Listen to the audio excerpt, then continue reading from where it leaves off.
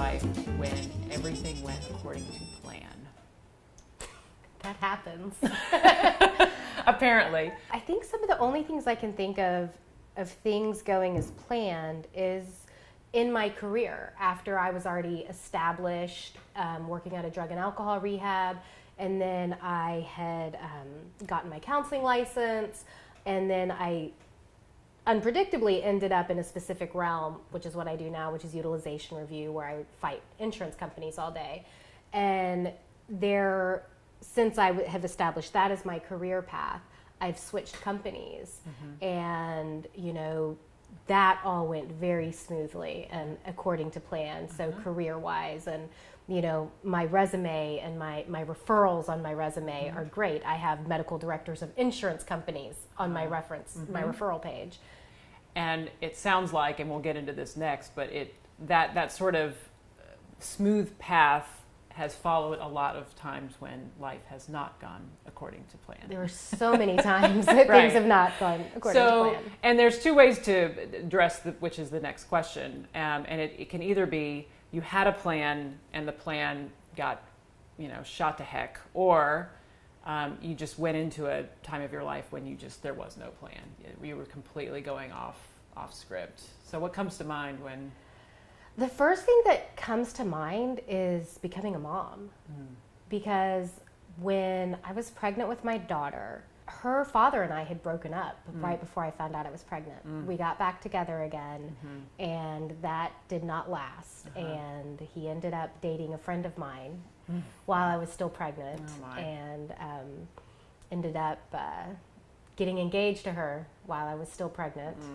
And so that being a single mom I was 27 when my daughter was born, like that's not, no one plans that. Like even though the relationship is bad, you still have this idea, okay, but we're going to make this work. And then after my son was born, me and his dad had been together for about 3 years.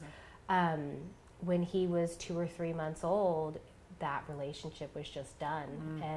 And I knew it was time to be done, but I didn't want to be a single mom again. And so that was the crap, how do we do this? Right.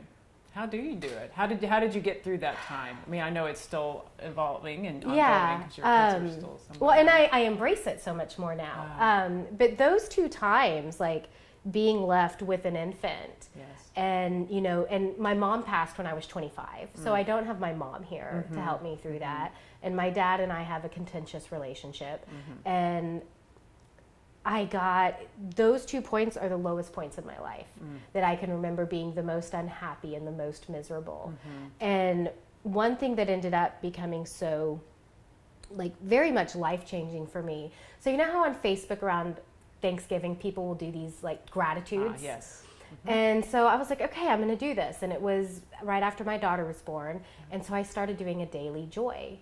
And I did that every day until my daughter started kindergarten on Facebook. And people were so into this. And I mean, each joy was numbered. And it was, I don't care if it is, I am cleaning ground hamburger out of my bathtub. There is joy in that. Because, that sounds like a story. Yeah, because there is food on the table. I have a daughter who is healthy and who is eating. And I have a roof over our head, and we have plumbing. So there is good to be found in cleaning hamburger out of the bathtub. And it kind of goes into one of the cognitive behavioral therapy techniques of thought reframing. And, people say, oh, choose joy. You can't choose joy. And I'm like, you can, but it takes a lot of practice. I'm not angry that I'm stuck in traffic. I'm happy that I have a job and I have a car and I can afford gas when gas was over $4 a gallon. So there's the joy in it. So each time something started to upset me or frustrate me, I had to pause and flip it. And it can sound trite to some people, but so long of doing that changed me at such a cellular level. Well, and I mean, gratitude is it's a habit that can be built, and so to have that persist for so long is really kind of amazing. One of the things I love about the idea of improvisation and what we learn in class is that